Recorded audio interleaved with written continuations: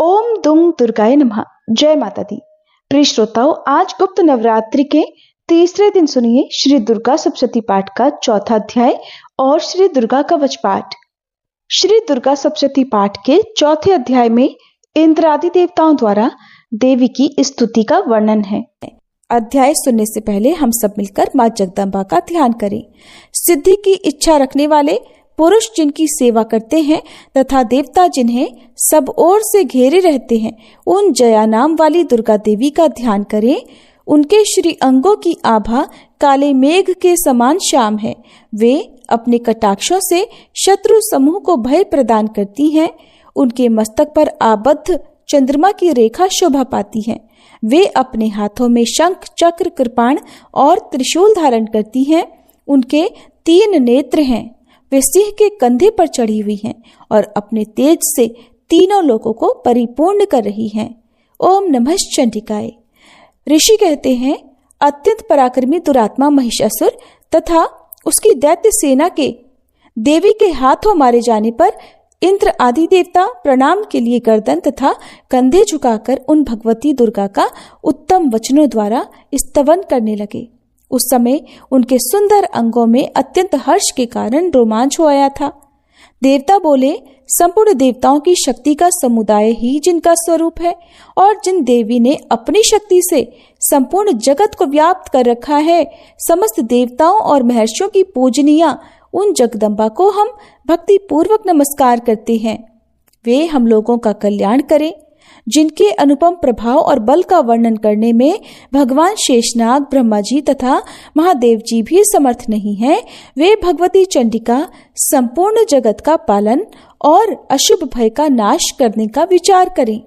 जो पुण्यात्माओं के घरों में स्वयं ही लक्ष्मी रूप से, पापियों के यहाँ दरिद्रता रूप से, शुद्ध अंतःकरण वाले पुरुषों के हृदय में बुद्धि रूप से, सत्पुरुषों में श्रद्धा रूप से तथा कुलीन मनुष्यों में लज्जा रूप से निवास करती हैं, उन आप भगवती दुर्गा को हम नमस्कार करते हैं। देवी, आप संपूर्ण विश्व का पालन कीजिए। देवी, आपके इस अचिंत्य रूप का, असुरों का नाश करने वाले भारी पराक्रम का तथा समस्त देवताओं और दैत्यों के समक्ष युद्ध में प्रकट किए हुए आपके अद्भुत चरित्रों का हम किस प्रकार वर्णन करें। आप संपूर्ण जगत की उत्पत्ति में कारण हैं। आप में सत्वगुण, रजोगुण और तमोगुण, ये तीनों गुण मौजूद हैं, तो भी दोषों के साथ आपका संसर्ग नहीं जान पड़ता। भगवान विष्णु और महादेव जी आदि देवता भी आपका पार नहीं पाते। आप ही सबका आश्रय हैं। ये समस्त जगत आपका अंशभूत है, क्योंकि आप सबकी आदिभूत अव्याकृता परा प्रकृति हैं। देवी, संपूर्ण यज्ञों में जिसके उच्चारण से सब देवता तृप्ति लाभ करते हैं, वह स्वाहा आप ही हैं। इसके अतिरिक्त आप पितरों की भी तृप्ति का कारण हैं। अतएव सब लोग आपको स्वधा भी कहते हैं। देवी, जो मोक्ष की प्राप्ति का साधन है, अचिंत्य महाव्रत स्वरूपा है, समस्त दोषों से रहित, जितेंद्रिय, तत्व को ही सार वस्तु मानने वाले और मोक्ष की अभिलाषा रखने वाले मुनिजन जिसका अभ्यास करते हैं, वह भगवती पराविद्या आप ही हैं। आप शब्द स्वरूपा हैं। अत्यंत निर्मल ऋग्वेद, यजुर्वेद तथा उद्गीत के मनोहर पदों के पाठ से युक्त सामवेद का आधार भी आप ही हैं। आप देवी त्रयी अर्थात तीनों वेद और भगवती अर्थात 6 ऐश्वर्य से युक्त हैं। इस विश्व की उत्पत्ति और पालन के लिए आप ही वार्ता अर्थात खेती और आजीविका के रूप में प्रकट हुई हैं। आप संपूर्ण जगत की घोर पीड़ा का नाश करने वाली हैं। देवी, जिससे समस्त शास्त्रों के सार का ज्ञान होता है, वह मेधा शक्ति आप ही हैं। दुर्गम भवसागर से पार उतारने वाली नौका रूप दुर्गा देवी भी आप ही हैं। आपकी कहीं भी आसक्ति नहीं है।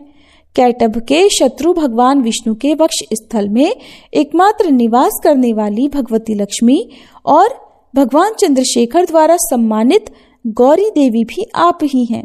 आपका मुख मंद मुस्कान से सुशोभित, निर्मल, पूर्ण चंद्रमा के बिंब का अनुकरण करने वाला और उत्तम स्वर्ण की मनोहर कांति से कमनीय है, तो भी उसे देखकर महिषासुर को क्रोध हुआ और सहसा उसने उस पर प्रहार कर दिया।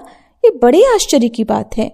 देवी वही मुख जब क्रोध से युक्त होने पर उदय काल के चंद्रमा की भांति लाल और तनी हुई भौहों के कारण विकराल हो उठा, तब उसे देखकर जो महिषासुर के प्राण तुरंत नहीं निकल गए, ये उससे भी बढ़कर आश्चर्य की बात है, क्योंकि क्रोध में भरे हुए यमराज को देखकर भला कौन जीवित रह सकता है। देवी आप प्रसन्न हो। परमात्मा स्वरूपा आपके प्रसन्न होने पर जगत का अभ्युदय होता है और क्रोध में भर जाने पर आप तत्काल ही कितने कुलों का सर्वनाश कर डालती हैं। ये बात अभी अनुभव में आई है, क्योंकि महिषासुर की ये विशाल सेना क्षण भर में आपके कोप से नष्ट जो हो गई है। सदा अभ्युदय प्रदान करने वाली आप जिन पर प्रसन्न रहती हैं, वे ही देश में सम्मानित हैं। उन्हीं को धन और यश की प्राप्ति होती है, उन्हीं का धर्म कभी शिथिल नहीं होता और वे ही अपने हष्ट पुष्ट स्त्री पुत्र और भृत्यों के साथ धन्य माने जाते हैं। देवी आपकी ही कृपा से पुण्यात्मा पुरुष प्रतिदिन अत्यंत श्रद्धा पूर्वक सदा सब प्रकार के धर्मानुकूल कर्म करता है और उसके प्रभाव से स्वर्गलोक में जाता है। इसलिए आप तीनों लोकों में निश्चय ही मनोवांछित फल देने वाली हैं। माँ दुर्गे आप स्मरण करने पर सब प्राणियों का भय हर लेती हैं और स्वस्थ पुरुषों द्वारा चिंतन करने पर उन्हें परम कल्याणमयी बुद्धि प्रदान करती हैं। दुख दरिद्रता और भय हरने वाली देवी आपके सिवा दूसरी कौन है, जिसका चित्त सबका उपकार करने के लिए सदा ही दयाद्र रहता हो। देवी इन्हें राक्षसों के मारने से संसार को सुख मिले और ये राक्षस चिरकाल तक नरक में रहने के लिए भले ही पाप करते रहे हों, इस समय संग्राम में मृत्यु को प्राप्त होकर स्वर्गलोक में जाएं, निश्चय ही ये सोचकर आप शत्रुओं का वध करती हैं। आप शत्रुओं पर शस्त्रों का प्रहार क्यों करती हैं? समस्त असुरों को दृष्टिपात मात्र से ही भस्म क्यों नहीं कर देती? इसमें एक रहस्य है। ये शत्रु भी हमारे शस्त्रों से पवित्र होकर उत्तम लोकों में जाएं, इस प्रकार उनके प्रति भी आपका विचार अत्यंत उत्तम रहता है। खड्ग के तेजपुंज की भयंकर दीप्ति से और आपके त्रिशूल के अग्रभाग की घनीभूत प्रभा से चौंधियाकर जो असुरों की आंखें फूट नहीं गई, उसमें कारण यही था कि वे मनोहर रश्मियों से युक्त चंद्रमा के समान आनंद प्रदान करने वाले आपके इस सुंदर मुख का दर्शन करते थे। देवी आपका शील दुराचारियों के बुरे बर्ताव को दूर करने वाला है। साथ ही ये रूप ऐसा है जो कभी चिंतन में भी नहीं आ सकता और जिसकी कभी दूसरों से तुलना भी नहीं हो सकती, तथा आपका बल और पराक्रम तो उन दैत्यों का भी नाश करने वाला है जो कभी देवताओं के पराक्रम को भी नष्ट कर चुके थे। इस प्रकार आपने शत्रुओं पर भी अपनी दया ही प्रकट की है। वरदायिनी देवी आपके इस पराक्रम की किसके साथ तुलना हो सकती है? और शत्रुओं को भय देने वाला और अत्यंत मनोहर ऐसा रूप भी आपके सिवा और कहाँ है? हृदय में कृपा और युद्ध में निष्ठुरता, ये दोनों बातें तीनों लोगों के भीतर केवल और केवल आप में ही देखी गई हैं। माते, आपने शत्रुओं का नाश करके इस समस्त त्रिलोकी की रक्षा की है। उन शत्रुओं को भी युद्ध भूमि में मारकर स्वर्गलोक में पहुंचाया है तथा उन्मत्त दैत्यों से प्राप्त होने वाले हम लोगों के भय को भी दूर कर दिया है। आपको हमारा नमस्कार है। देवी आप शूल से हमारी रक्षा करें। अंबिके आप खड्ग से भी हमारी रक्षा करें तथा घंटे की ध्वनि और धनुष की टंकार से भी हम लोगों की रक्षा करें। चंडिके पूर्व पश्चिम और दक्षिण दिशा में आप हमारी रक्षा करें तथा ईश्वरी अपने त्रिशूल को घुमाकर आप उत्तर दिशा में भी हमारी रक्षा करें। तीनों लोकों में आपके जो परम सुंदर और अत्यंत भयंकर रूप विचरते रहते हैं, उनके द्वारा भी आप हमारी तथा इस भूलोक की रक्षा करें। अंबिके आपके कर पल्लवों में शोभा पाने वाले खड्ग, शूल और गदा आदि जो जो अस्त्र हो, उन सब के द्वारा आप सब ओर से हम लोगों की रक्षा करें। ऋषि कहते हैं, इस प्रकार जब देवताओं ने जगन माता दुर्गा की स्तुति की और नंदनवन के दिव्य पुष्पों और गंध चंदन आदि के द्वारा उनका पूजन किया, फिर सबने मिलकर जब भक्ति पूर्वक दिव्य धूपों की सुगंध निवेदन की, तब देवी ने प्रसन्न वदन होकर प्रणाम करते हुए सब देवताओं से कहा। देवी बोली, देवताओं, तुम सब लोग मुझसे जिस वस्तु की अभिलाषा रखते हो उसे मांगो।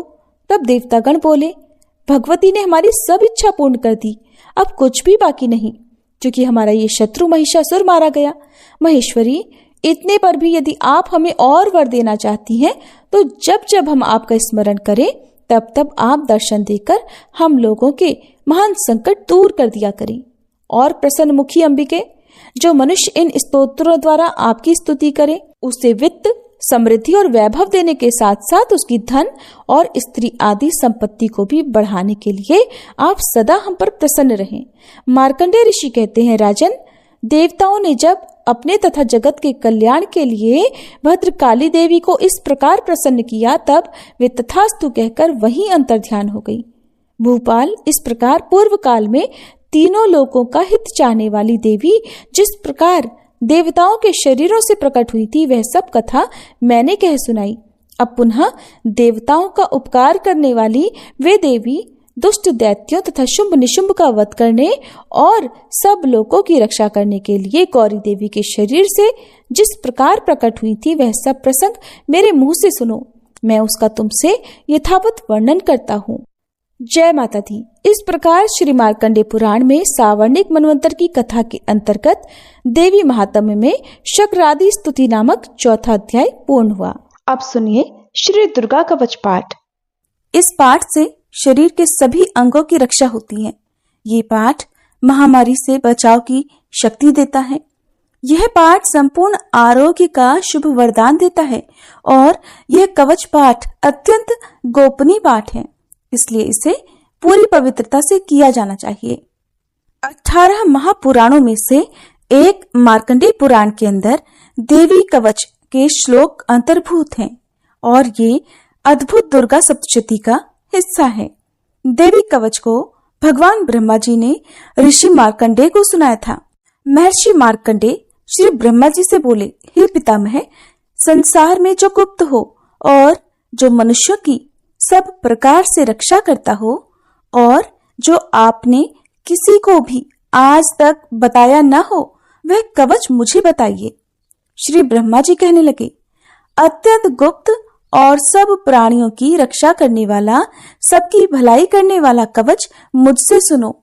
प्रथम शैलपुत्री, दूसरी ब्रह्मचारिणी, तीसरी चंद्रघंटा, चौथी कुष्मांडा, पांचवी स्कंद माता, छठी कात्यायनी, सातवीं कालरात्रि, आठवीं महागौरी और नवीं सिद्धिदात्री।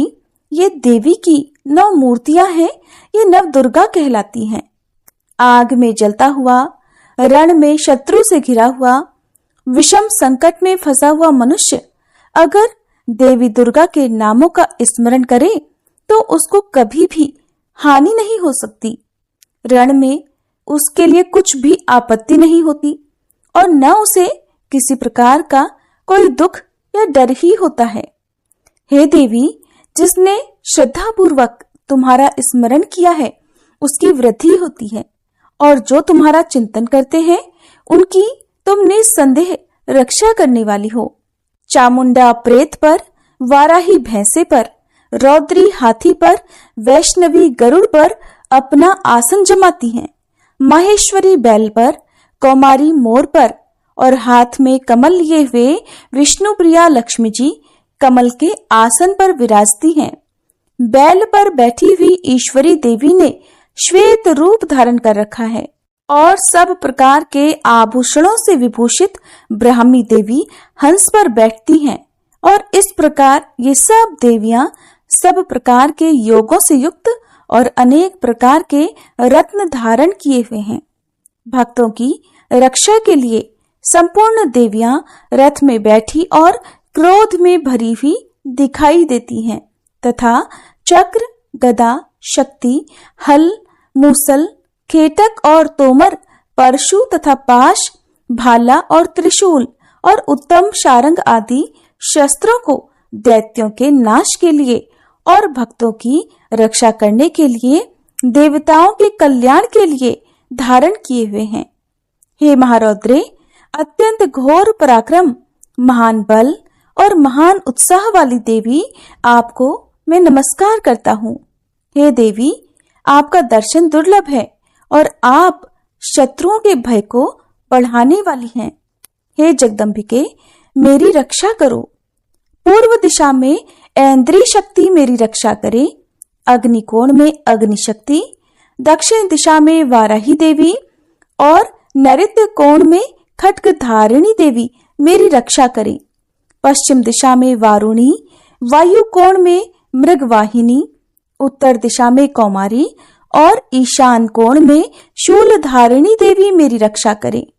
ब्रह्माणी ऊपर की ओर से मेरी रक्षा करें और वैष्णवी देवी नीचे की ओर मेरी रक्षा करें। और इसी प्रकार शव पर बैठी चामुंडा देवी दसों दिशाओं में मेरी रक्षा करें। जया देवी आगे, विजया पीछे की ओर, अजिता बाईं ओर, अपराजिता दाहिनी ओर मेरी रक्षा करे। उद्योतिनी देवी शिखा की रक्षा करे तथा उमा मेरे मस्तक पर विराजमान होकर मेरी रक्षा करे। इसी प्रकार ललाट की मालाधरी देवी रक्षा करे और यशस्विनी देवी मेरी भौहों की रक्षा करे। भौहों के मध्य भाग में त्रिनेत्रा, नथुनों की यमघंटा देवी रक्षा करे। नेत्रों के मध्य में शंखिनी देवी और द्वारवासिनी देवी कानों की रक्षा करे। कपोलों की कालिका देवी और कानों के मूल भाग की भगवती शांकरी रक्षा करे। सुगंधा नासिका में और चर्चिका ऊपर के ओठ में, अमृतकला नीचे के ओठ की सरस्वती देवी जीभ की रक्षा करे। कौमारी देवी दांतों की और चंडिका कंठ प्रदेश की रक्षा करे। चित्र घंटा गले की घाटी की और महामाया तालु की रक्षा करे। कामाक्षी देवी ठोड़ी की और सर्वमंगला मेरी वाणी की रक्षा करे। भद्रकाली गर्दन की और धनुर्धरी पीठ के मेरुदंड की रक्षा करे। कंठ के बाहरी भाग की नीलग्रीवा और कंठ की नली की नलकुबरी रक्षा करे। दोनों कंधों की खड्गनी और वज्रधारिणी मेरी दोनों बाहों की रक्षा करे। दोनों हाथों की दंडनी और उंगलियों की रक्षा अंबिका देवी करें। शूलेश्वरी देवी संपूर्ण नखों की, कुलेश्वरी देवी मेरी कुक्षी की रक्षा करे। महादेवी दोनों स्तनों की और शोक विनाशिनी देवी मेरे मन की रक्षा करे। ललिता देवी हृदय की और शूलधारिणी उदर की रक्षा करे। कामिनी देवी नाभि की, गुह्येश्वरी गुह्य भाग की, पूतना और कामिका लिंग की और महिष वाहिनी गुदा की रक्षा करे। संपूर्ण कामनाओं को पूर्ण करने वाली महाबला देवी दोनों जंघाओं की रक्षा करे। विंध्यावासिनी दोनों घुटनों की और तेजसी देवी दोनों पांवों के पृष्ठ भाग की, श्रीधरी पांवों की उंगलियों की, तलवासिनी तालुओं की, दृष्टा कराली देवी नखों की, ऊर्ध्व केशिनी केशों की, बागेश्वरी वाणी की रक्षा करे। रोमावलियों के छिद्रों की कौबेरी और त्वचा की बागेश्वरी देवी रक्षा करे। पार्वती देवी रक्त, मज्जा, वसा, मांस, हड्डी की रक्षा करे। आंतों की कालरात्रि देवी, पित्त की मुकुटेश्वरी देवी, पद्मावती कमल कोश की चूड़ामणि कफ की रक्षा करे। ज्वालामुखी नसों के जल की रक्षा करे। अभेद्या देवी शरीर के सब जोड़ों की रक्षा करे। ब्रह्माणी मेरे वीर की, छत्रेश्वरी देवी छाया की और धर्मधारिणी देवी मेरे अहंकार, मन और बुद्धि की रक्षा करे। प्राण, अपान, व्यान, उदान और समान की वज्रहस्ता देवी रक्षा करे। कल्याण शोभना मेरे प्राणों की रक्षा करे। रस, रूप, गंध, शब्द और स्पर्श इन विषयों का अनुभव करते समय योगिनी देवी मेरी रक्षा करे तथा सत्वगुण, रजोगुण और तमोगुण की रक्षा नारायणी देवी करे। आयु की रक्षा वाराही देवी करे। वैष्णवी धर्म की तथा चक्रिणी देवी मेरे यश, कीर्ति, लक्ष्मी, धन और विद्या की रक्षा करे। इंद्राणी मेरे शरीर की रक्षा करे और हे चंडिके आप मेरे पशुओं की रक्षा करिए। महालक्ष्मी मेरे पुत्रों की रक्षा करे और भैरवी मेरी पत्नी की रक्षा करे। राजा के दरबार में महालक्ष्मी तथा सब ओर व्याप्त रहने वाली विजया देवी चारों ओर से मेरी रक्षा करे। जो स्थान रक्षा से रहित हो और कवच में रह गया हो, उसकी पापों का नाश करने वाली जयंती देवी रक्षा करे। अपना शुभ चाहने वाले मनुष्यों को बिना कवच के एक पल भी कहीं नहीं जाना चाहिए, क्योंकि कवच रखने वाला मनुष्य जहां जहां भी जाता है वहां वहां उसे अवश्य धन लाभ होता है और वह सफलता प्राप्त करता है। वह जिस अभीष्ट वस्तु की इच्छा करता है वह उसको इसी कवच के प्रभाव से अवश्य मिलती है और वह इसी संसार में महा ऐश्वर्य को प्राप्त होता है। कवचधारी मनुष्य निर्भय होता है और वह तीनों लोकों में माननीय होता है। देवी का यह कवच देवताओं के लिए भी अत्यंत दुर्लभ है। जो प्रतिदिन नियम पूर्वक तीनों संध्याओं के समय श्रद्धा के साथ इसका पाठ करता है उसे देव शक्ति प्राप्त होती है। वह तीनों लोकों को जीत सकता है और अकाल मृत्यु से रहित होकर 100 वर्षों तक जीवित रहता है।